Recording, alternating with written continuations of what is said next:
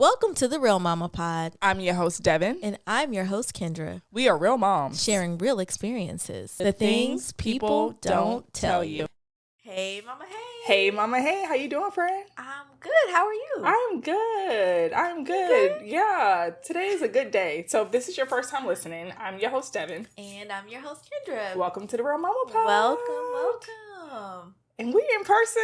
Yes, at the SE Content House. Yes, again. So, yes, it's our new vibe. Y'all. Yes, our new vibe. So get used to it. Okay, get used to it. We also have a beautiful guest, as you can see. We have Shanera here with us from the Brown Mama Bear podcast. Okay, Shanera is a mom of 3 grown kids, empty nester. They in college. They're successful. They're on the right track. Yes. She majored in journalism. She went to Howard. Ain't you? Okay, we love. She works in radio or journalism by trade. Yeah. But you've been living your life as an empty nester. Her best life. Talk about it. And we're going to talk about all the things, okay? Because we want our kids to kind of be on this track as well, if they desire to be, of course.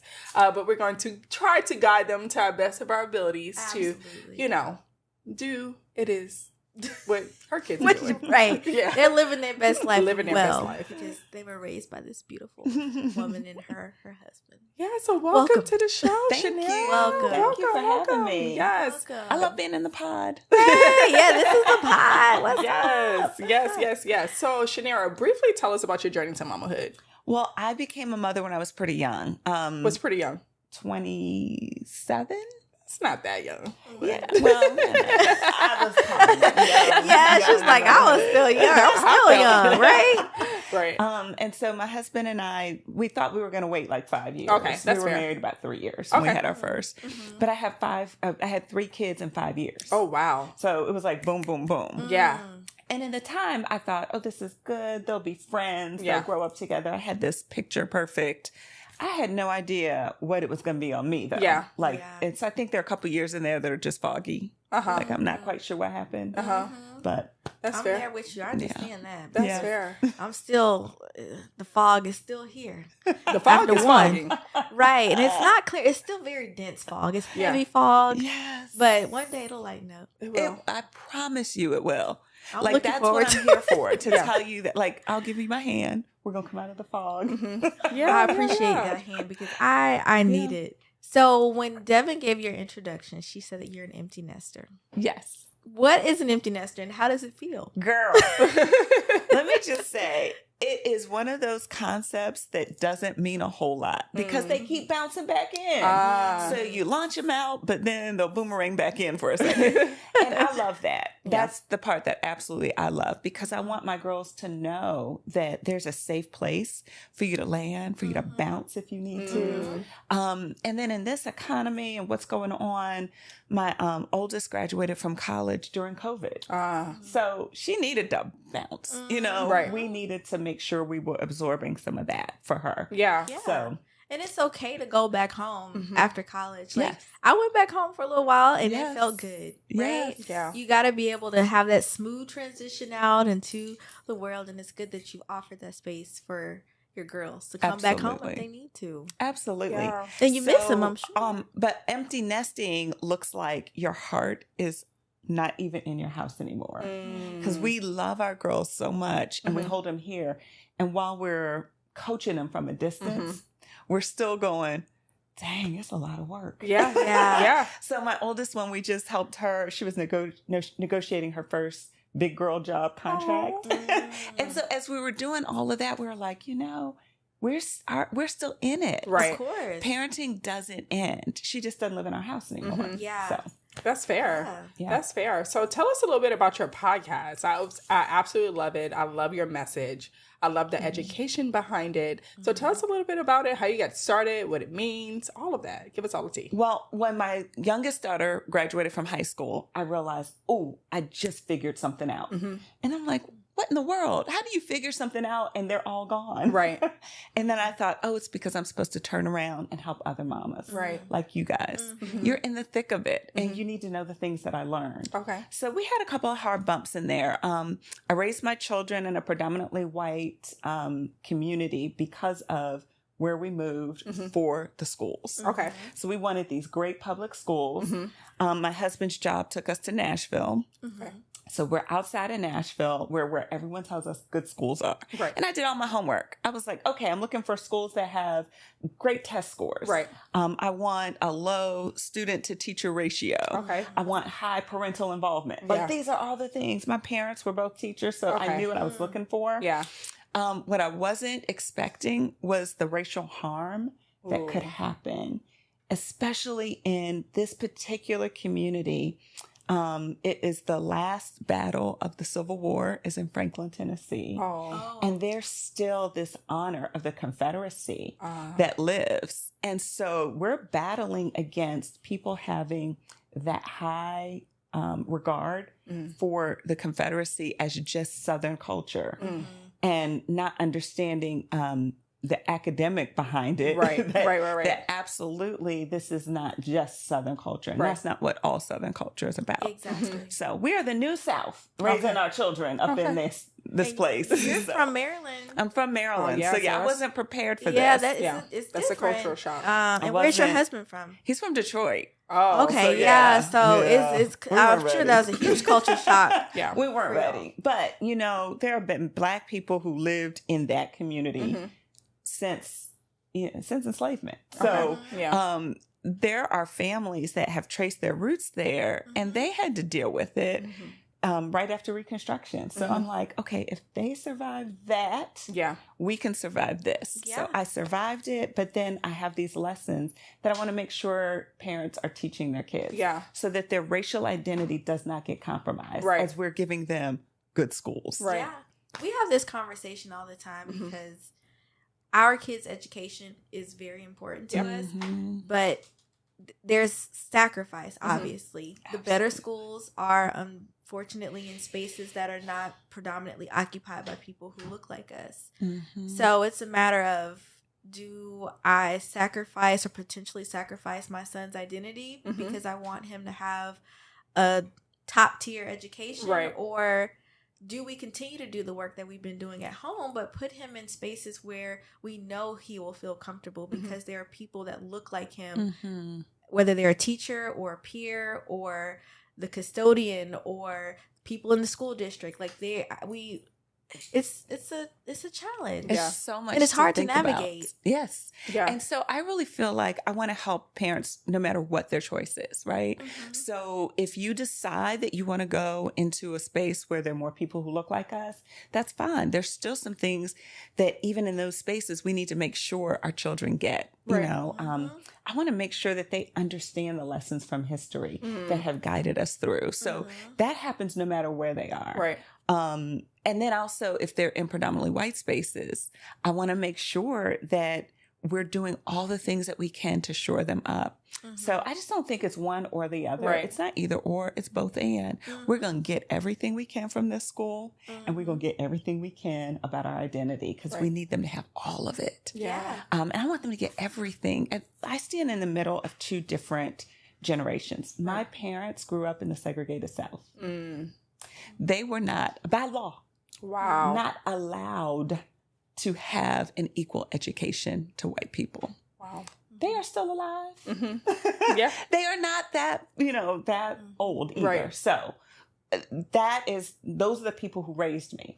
Then my children live in this new South and they're here where they allegedly have all of these opportunities. But we need to make sure we're connecting them to the generation before so that they learn the lessons from that. And at the same time, while we are this older generation's wildest dream, we need to make sure that they have what they need too. Exactly. Yeah. Our kids get put in these spaces and sometimes they can get off kilter. Yeah. Because it's like, we're like, yes, go do it. But we don't realize what's happening to them in that space. Exactly. Yeah. Between teachers and their peers, there's all kinds of things that are just chipping away at their sense of self. Yeah. So why am I telling them to go higher than the next generation?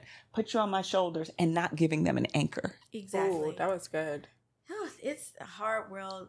My husband and I both went to an HBCU, and then part of our graduate studies was at a PWI. Mm-hmm. And that was a huge culture shock because we were used to life a certain way at our Black college. And then we're put into this space that we're like, what the hell is going on? We're not used to this. Mm-hmm. And it's hard. And I'm like, I want my kid to be comfortable wherever he goes. And it's just a matter of us setting that foundation now so that he knows how to navigate whatever space he's in. Right. Absolutely. So absolutely. Continue to do the work you're doing. I feel like my time at Howard University set me up for this. Right. Oh, yes.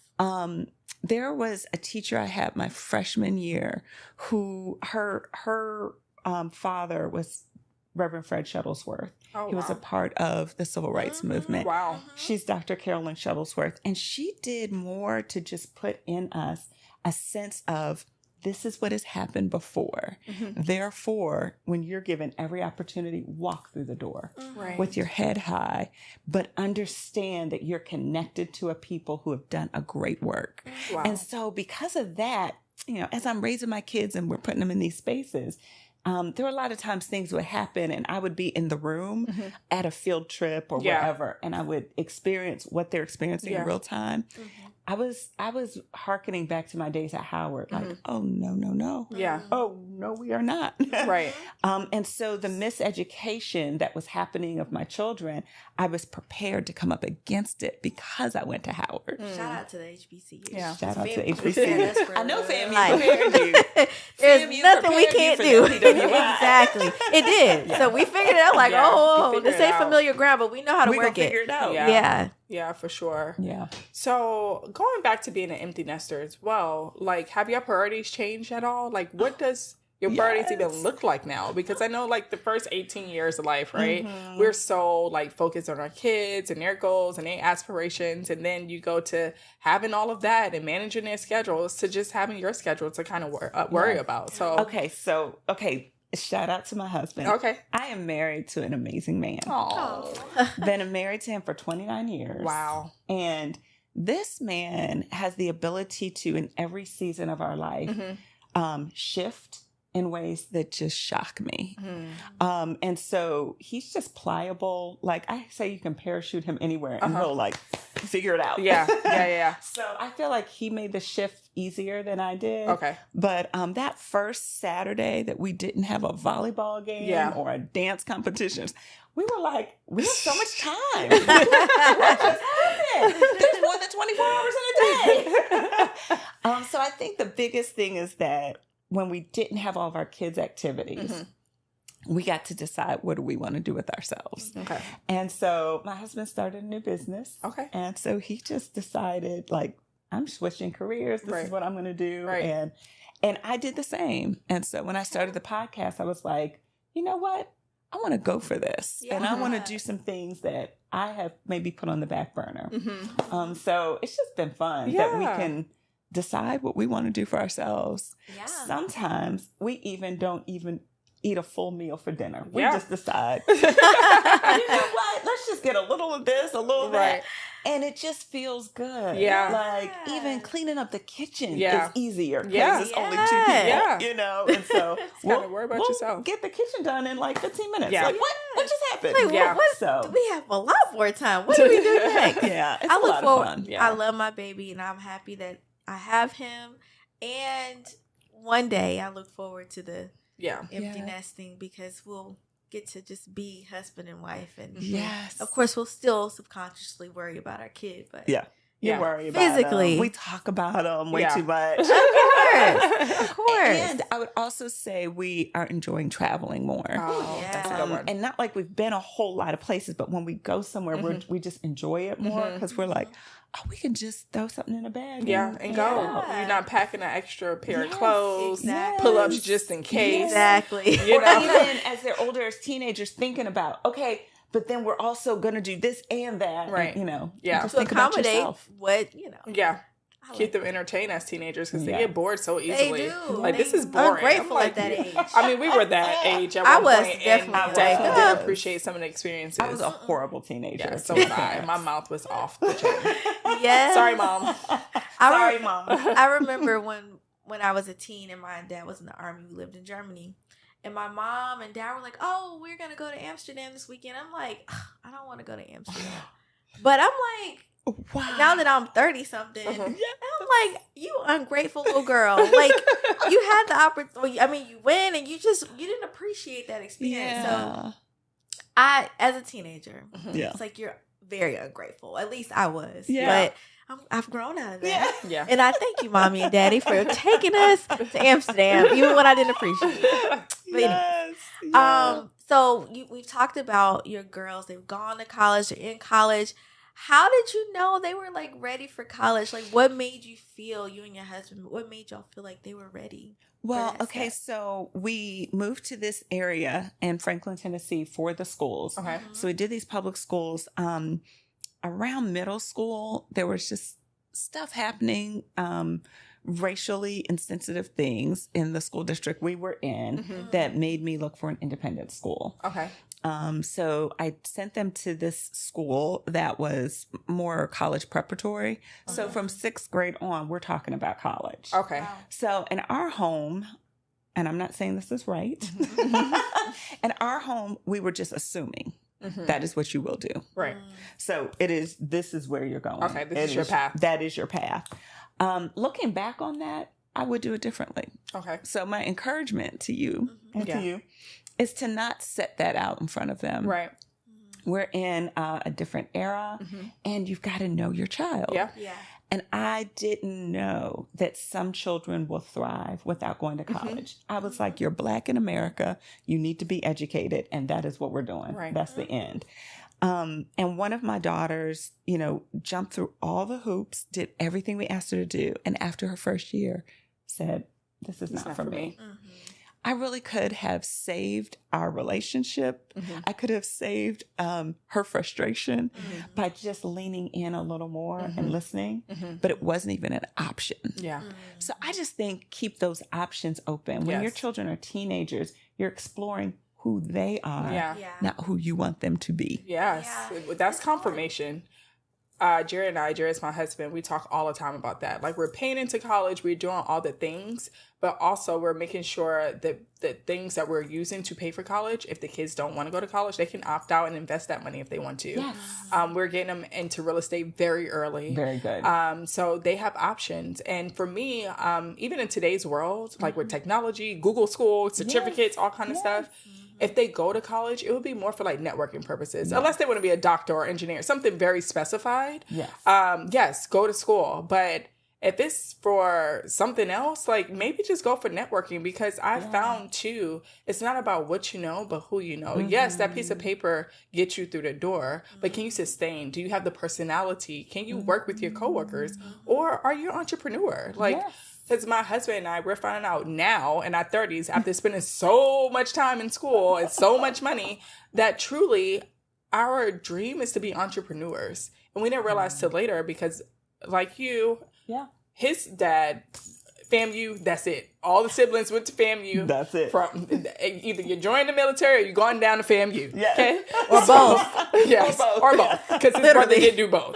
And it wasn't an option, right? And all their kids are very successful. Like, their parents did an amazing job. All the kids are just phenomenal people, right?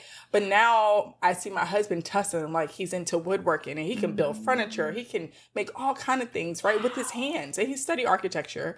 But he got that naturally almost. And I see my boys wanting to be in a wood shop and do those type of things. Or when we get an Airbnb booking, they're excited. So it's just like, I don't know what they're going to be. Are they going to be down at the FAMU? Or are they going to just be out here living their own dreams? So I'm glad you said that, because that's confirmation, because you really just don't know. Yes. And for me, I'm a first generation high school graduate and college graduate. Wow. So my mom really pushed, like, you are going to do this. Like, you are the... So I had that pressure, right? Yeah. And then for some reason, she didn't do that with my sisters. Do whatever you want to do. I have a sister that's 25 that's still just figuring out life, like how to breathe. And I'm just like, girl, get it together, because I'm tired of sending you cash apps. Okay, I love you, sis. But because she do watch, I'm sorry. I love you. I love you. She gonna get you. She gonna get me. She gonna get you. But it's just like, I guess knowing your child, right? My mom knew my baby sister just was not ready. Yes. And so I think she saw something in me, and that I'm any different from my siblings. She just knew I can kind of take that on, you know? Yeah. And I always just had big dreams and goals as a little girl. Like, I can always remember dreaming of being a pediatrician. Now, I did not become one because I could not get through organic chemistry. Okay? That's the one. And so that was just like, you know what? I'm done here. I could just be a psychologist and call it a day. I'll still work with kids. Just knowing as a little girl, like I was going to be something not in my environment. I didn't necessarily grow up in the best environment growing up, especially in New York City in the 90s. In Harlem is totally different what it is today. Oh, yeah. But just dreaming big and dreaming outside of those walls and all the things that I've seen. So now hearing you say that, it's just like confirmation. Yes. So thank you for that. Because we don't know. Yeah. We don't know what we don't know. And that's what I feel like my purpose in life is right now. As an empty nester is to say, I've gone down this road a couple of years ahead of you. Let me just tell you, there's a pothole up ahead. Swerve. Right. You know, being honest. I forced my child into this. Yeah. Don't do that to your babies. Don't do that to them. Yeah. And we, like, it's just a FAMU thing. We always say, oh, you're going to FAMU. But it's like, he may make the decision to not want to go to college or even go to FAMU, and I have to be okay with that because that's his choice. Yes. So I'm still processing because I think about our experience at FAMU. Yeah. Like, I want this for my baby. Right. I want him to feel how we felt leaving this college and walking into the world so confidently and so boldly. And having relationships everywhere you go. Everywhere you go. You go no matter where you go. Yeah. So I'm like, I want this for my baby, but he has to make that choice for him. I can't make it for him. And you know, we're raising our children for a generation we won't live in. Yeah. We are raising them for a generation that we're not living in it in the same way they are. So we got to figure out what tools do we need to give them so that they're ready for what they have to do, not for what we have to do. So him going to FAMU 30 years after you, it's going to look differently. Because the dorm's already gone. Right. Our dorms are kaput. Yes. And so I have a Howard student there now, my baby Bison. Yeah. She's my youngest one. She's there now. She has a totally different experience than I did. Yeah. And, you know, I had to realize, even if I want my children to go there, it's a different time, it's a different era, and they are not me. Okay. So they would have a different experience there. It's not going to be the same one. Yeah. So Howard, amazing place. Yeah. Absolutely. I had two that didn't go there. My kids, my older two, went to other places. And I think that was the right choice for them. Yeah. That was good. So that was really good. Yes, indeed.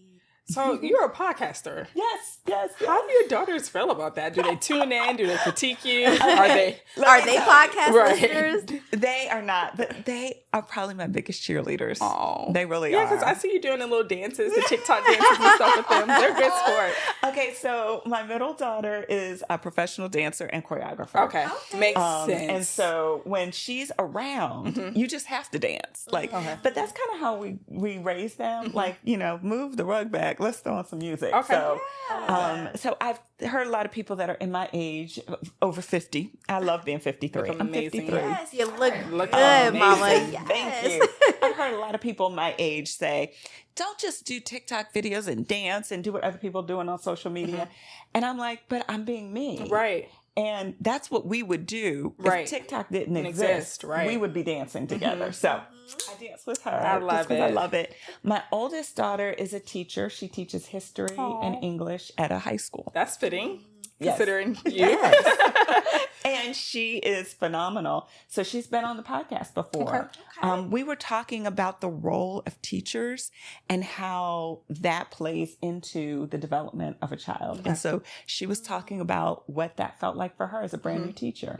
So it was really good because I don't want to bash teachers. Yeah. But I do want any white allies listening to know that there is some bias they need to check at the door when they come into a classroom. And so having that conversation with my daughter was good. She was saying she wished teachers would have done that for her.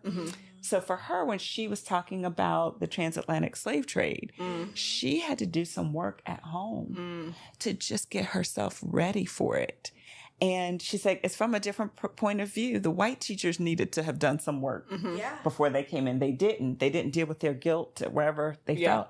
But she had to deal with her grief and this connection to our ancestors that has been erased or minimized. Yeah. And then what that feels like, we carry that trauma in our DNA. She was like, I had to deal with that before I come in to teach. Right. And so it was just a great podcast episode. So that's that. And then my youngest one is still at Howard. She's a senior this year. And she gave me one of my podcast guests. the young man. He was really good. Very well spoken. Yes. And so she was just like, hey, this is somebody who I think would be a great person for you to know. And so they are amazing. It's in contact with people. Yes. Yeah. Baby bison. Baby bison. So our last question is around just kind of closing out how you made sure your girls felt safe when they were occupying or in these spaces that really didn't have a lot of people that looked like them, especially at the schools. And you talked about kind of having to switch schools at some point. Like, how did you ensure that they felt safe in their skin and their mind and who they are as young Black girls? And I have something to add to that scene as well, especially in that environment. Like, how do you feel safe, seen, and heard? Because that is a lot for our children, especially in those spaces and environments. So I just wanted to add to Ken's question. Yeah, that's a good addition. I think it's a great question. I believe all children deserve to be seen, celebrated, and given all the tools they need to succeed. Yeah. That is the whole reason that I'm even doing what I do. Right. I believe all children deserve that. Our children don't get that as easily. And so what I realized is that for me, as I was on that gerbil wheel myself, trying to make sure they did all the things in gymnastics and and you're doing this and you're doing that, that I wasn't always centering them feeling seen and safe. And so it had to start at home. Gotcha. If I had it to do again, we would do fewer activities. Like recreational activities? We would do fewer of them. The best thing that we did was had a dinner table that was a non-negotiable. Okay. We were talking around our dinner table. Okay. There were times when we didn't even know what we were doing. Yeah. But when you just spend time with your child, not doing things for them, not buying them something, not giving them an experience, just you're with them, more happens than you realize. Yeah. And so that's the thing that I think helped. The times when my children felt the most unstable was when I wasn't attentive to them, when I wasn't with them, when I was over here worrying about something or whatever. And so just being with them. One of my daughters had a teacher that the back to school night, I got a sixth sense about her that I was just like, something's off. So I signed up to be the parent who would be the room mom. Okay, room moms. I was like, whew, this is going to be a lot of work. Yeah. It meant moving my schedule. It meant doing...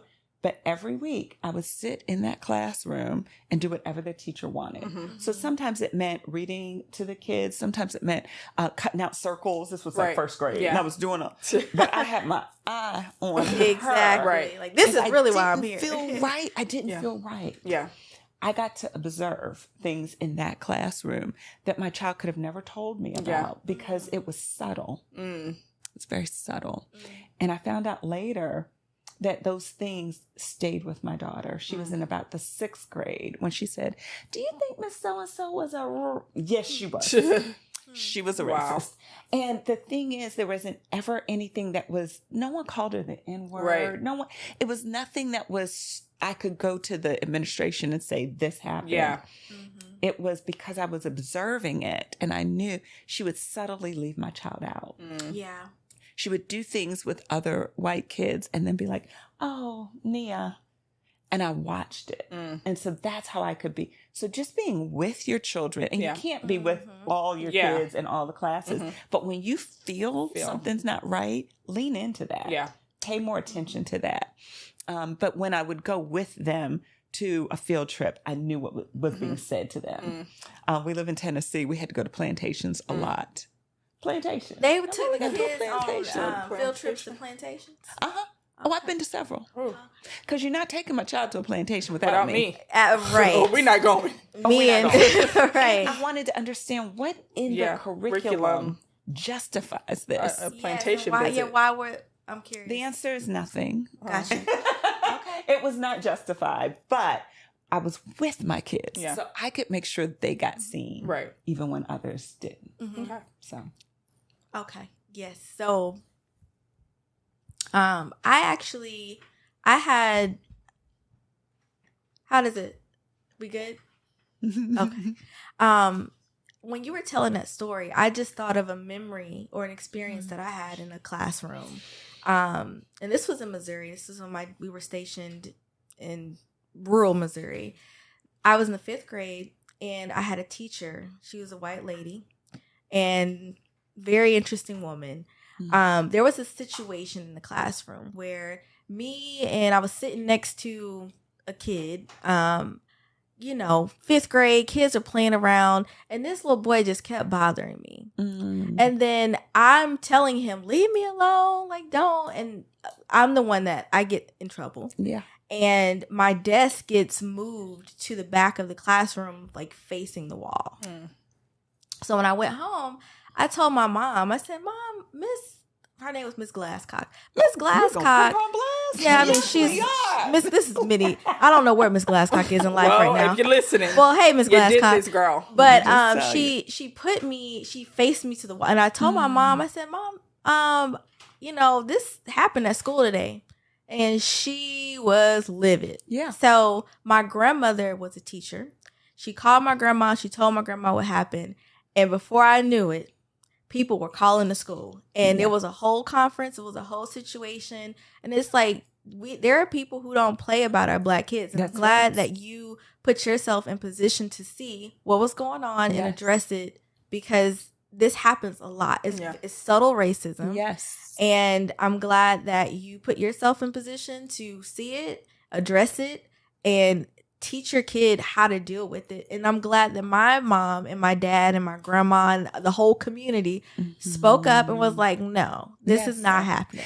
Because this is the problem with it. It's not just that she put you in front of this wall. It's that she was giving you these messages that your voice didn't matter. She was giving you the message that you can be the one that gets penalized for something that you didn't do. Right. And that then tears down your sense of self when you should be learning. Yeah. Exactly. And in an academic environment, when you tear somebody down, it prohibits them from learning everything they need to learn. And so Brown Mama Bears came up for you. Yeah, it was a whole, what do they call the pack, whatever. It was a pack of, it was a whole, and my grandma, she did not play about us. Yes. She did not play. So I'm thankful that I had this army of Black Mama Bears that came in and said, not today, not this one, not this one. And that's what we do as Mama Bears. If you ever see a Mama Bear in the wild or on any of those National Geographic shows or whatever, they're attentive to their child, but they're also looking around. Yeah. So that's what we need to do. We need to attend to our so at home, make sure they're seen. Yeah. Tell them not just that they're beautiful, they need to know that, but tell them the things about them, that their character that's good. You are curious. You're really good at working with your hands. Tell them those things. So you're doing this, but then you're doing this, and you're watching out for any prey that may be coming and wanting to do something to your child. Now that I have a child, I feel like I'm do not. I know where that Mama Bear is. Yes, it make a lot of sense. Yeah, because I'm reserved when it comes to a lot of things. With my kids, it's I risk it all. Yeah. And I do not care. Yes. So, and I do think there's some strategic things that you need to think about with them. I didn't go in for everything. Yeah. I didn't go to the school for every time something, because I'd have been there all the time. Yeah. So we were just strategic. Okay, this one is worth going in for. This one, we're going to deal with it at home. Right. So this is what happened. They were talking about being on our plantation, and it was fun, and the slaves were happy. Whoa. That was wrong. Like those are things. And so I didn't go into the school for all of that one, because there were things I was doing at home. To say, first of all, we're dismantling all the things y'all just heard on the car ride. Right. Yeah. Because that was wrong. And then we're going to go go and do some more work when we get home to tell you what truth is.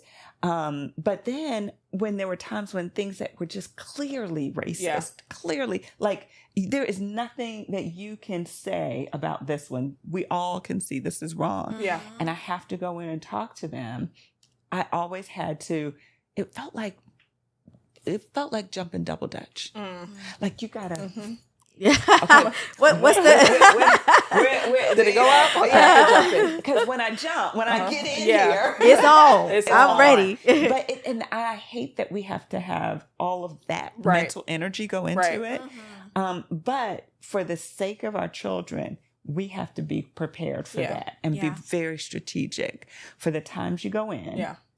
And strategic about the times when you don't, but you're constantly pouring into your kids. Love that. Indeed. That was really good, Shanira. Yeah. You definitely blessed the pod. Thank you so much. Thank you. Thanks for your presence. Yes. Thank you so much. And for much. what you're doing to educate us on how to navigate this world. Girl, can we get some mama juice? Oh, yes. That is exactly what. Come on. So, our Mama Juice today is sponsored by Poised Wine. Yes. And y'all know, when we have a guest, we always ask them, what do you like to drink? And Shanira's like, I'm a wine drinker. And we're like, perfect, because we have a featured Black-owned wine here. I love it. And we're drinking a sparkling rosé. It's delicious. And it's really good. Yeah. Cheers. Cheers to Brown Mama Bear. We're calling this our Brown Mama Bear drink. Yeah. Our Brown Mama Bear. I love it. Brown Mama Bear's in the pot. Yes, indeed. So if this is your first time listening, our next segment is Mama's Corner. And this is my favorite segment because we are able to connect with our guests further, our listeners write in, or we can reflect on a conversation. And I feel like this was a good episode to be reflective. And so I have an additional question for you. Okay. So you have 3 girls. Yes. 3 beautiful girls. And they're adults now. But when they were teenagers, how did you prepare them for the real world? What did the sex talk look like for you? Did you have the sex talk? Was it like, okay, you just going to have to figure this out on your own, or I'm actually going to talk to you about what that looks like, down to puberty, things like that. For me, and I asked this because my mom had 5 girls, 1 boy. And she scared the hell out of us. She just said, if you look at a boy, you're going to get AIDS. And that was like the talk. And That's extreme. Right. And I was so terrified. So I was just like, oh my God. She's like, the cute ones really got it. And I was just like, the cute ones really got it. Yes. So I grew up thinking that. So I was like very afraid of like looking at boys because she trauma. And I mean, I understand why she did it. Because back then, that's how they told us. Watch the video. You know, I mean, it's 5 girls. We got to get you at least through adulthood. Yes. She was a young mom at one point too. So I get what she was trying to do. It was a lot of us, one of her, but God dang, that was not right. No. So, I mean, later on in high school, she did like, well, if you are thinking about it, you can talk to me about it later on. But like that initial birds and bees talk was not. It wasn't birds or bees. No, it was just AIDS. Like, it was just AIDS. Yeah. So, so I was just curious. I feel like if I had it to do again, I would be more robust in what I said to them. So for my mom, she said, keep your dress down and your panties up. Like that was all I had. That was all I had. So I was like, if I do more than that. Sorry, Mom. If I did more than that, then we'd be good. So I felt like I didn't want it to be a talk. I didn't want to ever have, I don't want them to have one day that they remember us talking about it. I wanted it to just be a conversation. So it probably started around the time when they were dressing themselves, of just telling them these are private parts that no one else should see, touch, and have access to until you give them the okay. So like that was the first time that I was intentional in my mind of like, this is our start. Yeah. They didn't know that. And to them, it was, when I think it was about 5th grade in school, they did it. And I took them out and had ice cream that day. Wish I would have done that on the plantation day as well. But anyway, when we did the field trip to the plantation, wish I would have done that too. But I took them out for ice cream because I didn't want people who didn't love them talking to them about sex and their bodies and puberty and whatever. So I had this book that helped me. I can't remember the name of it right now. I think it was called Period. So because we wanted to talk about this is what your body is doing and then these are the things you're going to need. Right. But I also, like, I wasn't really good at, they were very sportsy girls. Yeah. So they wanted to use tampons, and I just wasn't good at showing them how to do that. Yeah. So, there's things that I wish I would have done better. I wish I would have done a better job at that. But, so for me, it's not a talk. It is a continuous conversation, and it's being with your kids. Yeah. And I don't know if they're sexually active or not, but did they tell you if they were? Like, did they come to you? And because I still hid it from my mom. She knew by my attitude I don't think I've ever told my mom that I've had sex. I knew when you was doing it because you came up in here thinking you was grown. So, I feel like I will respectfully not answer that just because of their that's ages fair. That's fair. Of course. Because of my kids of and course. who they are. Yeah. That's fair. Okay. Well, this was great. So if anybody wants to connect with you further, want to get in contact with you, how can they find you? I would love you can go to brownmamabear.com. That's my website, and you can learn everything about it. But please go to Instagram, Brown Mama Bear Podcast. I would love for people to follow me there. And then Apple Podcasts, Spotify. Just listen. Every week I drop an episode every Tuesday.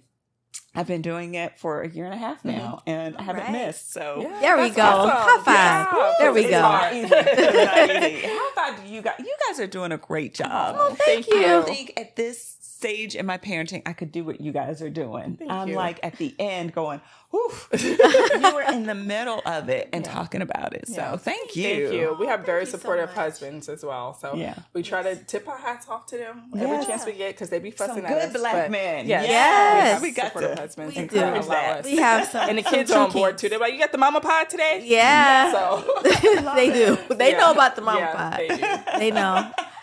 We've had to stop them from singing the theme song. Our theme song. But it's okay. But thank you so much. We really enjoyed you. We can't wait to do this again. Thank you so much. I love being here. Thank you. Until next time, mamas. Bye.